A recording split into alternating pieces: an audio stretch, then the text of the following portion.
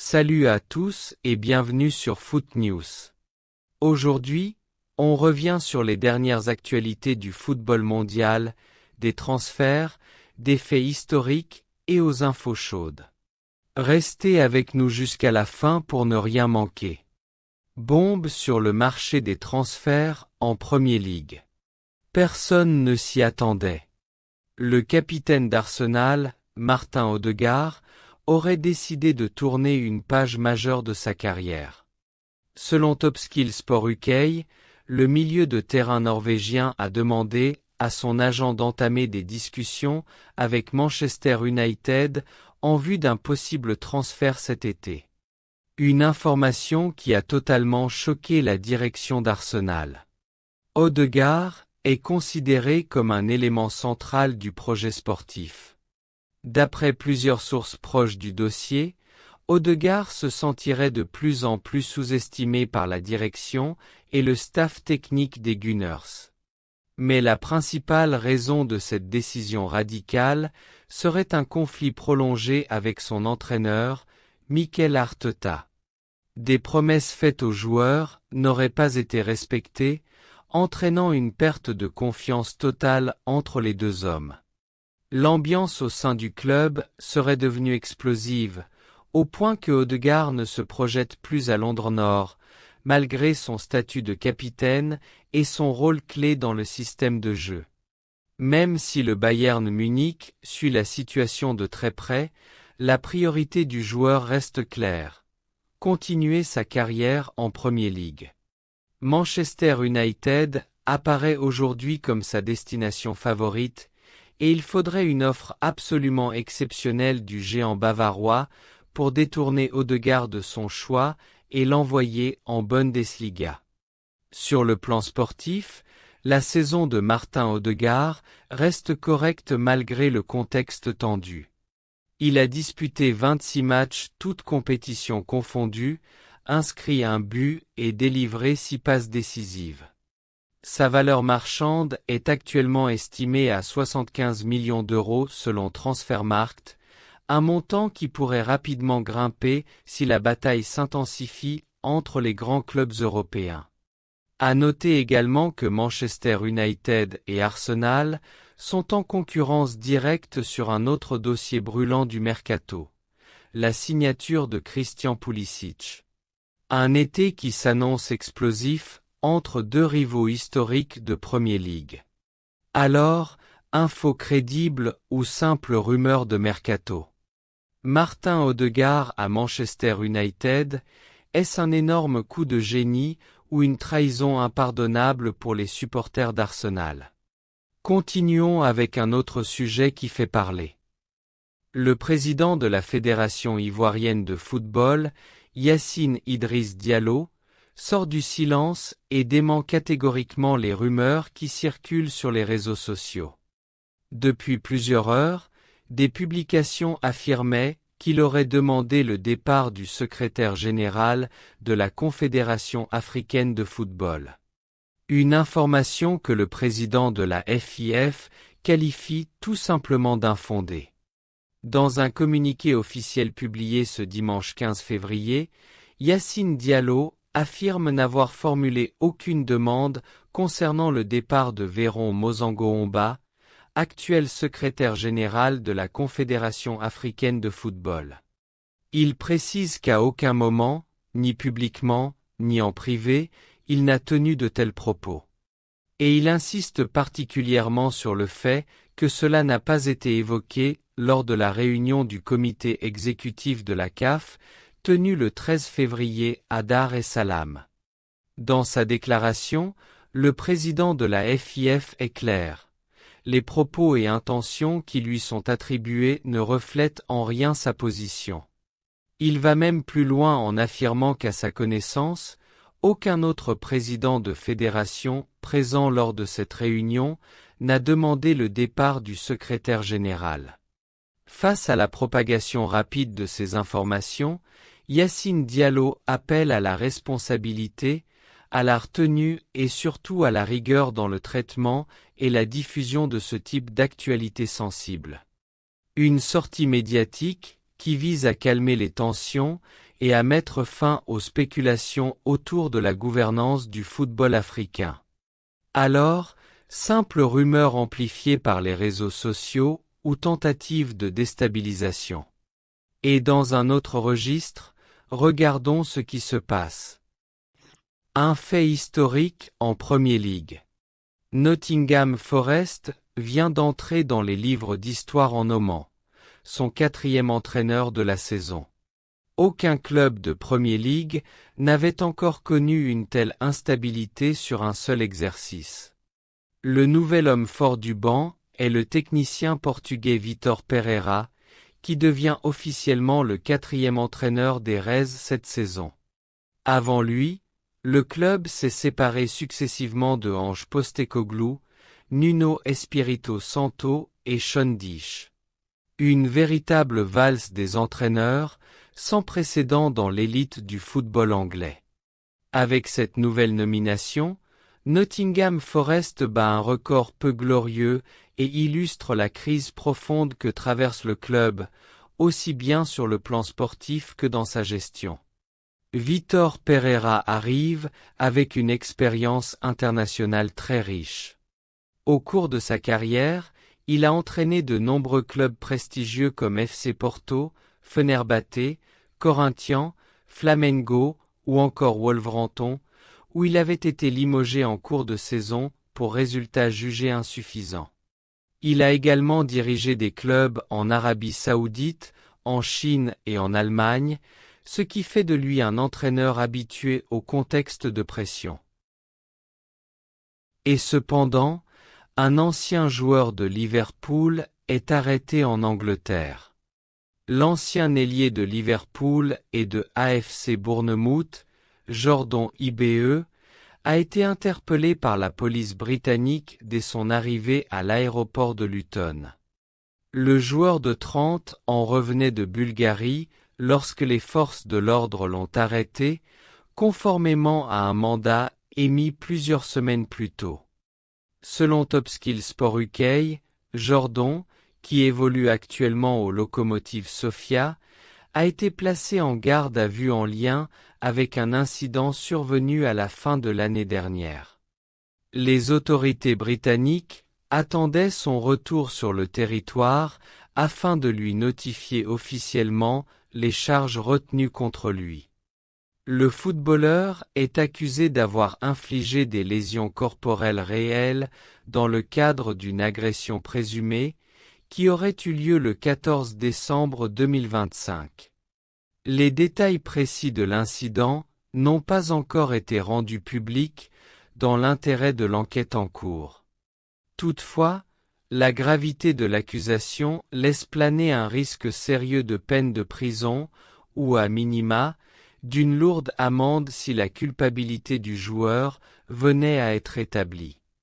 Après son arrestation et les premières procédures judiciaires, il a été confirmé que Jordan comparaîtra devant le tribunal de première instance de Croydon.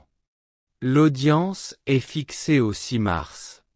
D'ici là, ses avocats préparent sa défense, tandis que son club bulgare devrait le suspendre temporairement en attendant que sa situation juridique soit clarifiée. Pour rappel, il a porté le maillot de Liverpool entre 2013 et 2016. Sous les couleurs des Reds, il a disputé 41 matchs et inscrit un but, avant une carrière marquée par des hauts et des bas. Affaire à suivre de très près. Du côté de Bayern Munich, le capitaine sur la touche. TLE Bayern Munich traverse un moment délicat. Le club bavarois pourrait devoir se passer de son capitaine et dernier rempart, Manuel Neuer, pour les prochaines échéances.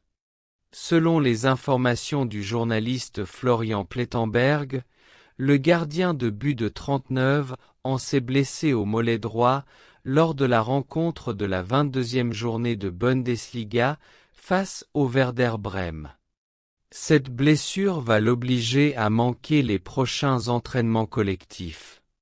Dans les jours à venir, Manuel Neuer devra passer des examens médicaux approfondis afin de déterminer avec précision la durée exacte de son indisponibilité. À l'heure actuelle, la participation du capitaine bavarois au match de samedi contre l'Eintracht Francfort paraît très compromise. Malgré l'enjeu important de cette rencontre, le Bayern Munich souhaite faire preuve de prudence. La direction du club, en accord avec le joueur, privilégie une approche sereine et mesurée, avec un suivi quotidien de l'évolution de sa blessure. Aucun risque inutile ne sera pris avec un joueur aussi précieux. Il faut rappeler que Manuel Neuer demeure un élément absolument essentiel dans les cages du Bayern. Cette saison, il a disputé 28 matchs toutes compétitions confondues et réalisé 9 clean sheets, confirmant une nouvelle fois son importance dans l'équilibre de l'équipe. Reste désormais à savoir combien de temps le Bayern devra faire sans son capitaine. Officiel. Igor Tudor nommé nouvel entraîneur de Tottenham. C'est désormais confirmé. Tottenham Hotspur ouvre une nouvelle page de son histoire avec la nomination d'Igor Tudor au poste d'entraîneur principal. Le club londonien a officialisé l'information, marquant le début d'une nouvelle ère pour les Spurs. Le technicien croate a signé un contrat courant jusqu'à la fin de la saison en cours. Sa prise de fonction sera effective dès l'obtention de son permis de travail. Un choix stratégique de la direction de Tottenham, qui souhaite rapidement redonner une identité claire à son équipe à l'approche de la phase décisive de la Premier League. Sur ses réseaux sociaux, le club a précisé les objectifs fixés à son nouvel entraîneur. Stabiliser le jeu, ramener de l'intensité et de l'agressivité dans les performances, et surtout remonter le plus haut possible au classement. La mission est claire et la pression est déjà bien présente sur les épaules d'Igor Tudor. Lors de ses premières déclarations officielles, le nouveau coach des Spurs s'est montré ambitieux et déterminé. Il a déclaré que rejoindre Tottenham à un moment aussi important représente pour lui un immense honneur. Conscient de la responsabilité qui lui incombe, Igor Tudor affirme vouloir instaurer rapidement de la régularité dans les résultats et faire en sorte que l'équipe aborde chaque match avec une confiance totale en la victoire. Il estime également que l'effectif dispose de joueurs de grande qualité et que son rôle sera de les organiser efficacement afin d'améliorer rapidement les performances collectives. Pour rappel, le dernier poste d'Igor Tudor était à la tête de la Juventus, club qu'il a quitté en octobre 2025 après un licenciement. Désormais, c'est un nouveau défi majeur qui l'attend en Angleterre, dans l'un des championnats les plus exigeants au monde. Ce n'est pas tout, voici un autre coup de théâtre. Arsenal et Chelsea recalés. Le Real Madrid a tranché pour Endrick. C'est une décision ferme et définitive. Le Real Madrid a mis fin à toutes les spéculations concernant l'avenir de sa pépite brésilienne Endrick.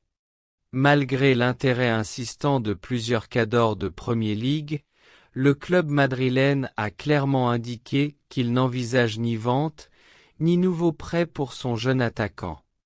Selon Team Talk, des clubs comme Arsenal, Chelsea et Tottenham ont tenté de se positionner, mais la réponse des dirigeants merengues a été catégorique. Endrick fera bien son retour au Santiago Bernabéu dès cet été.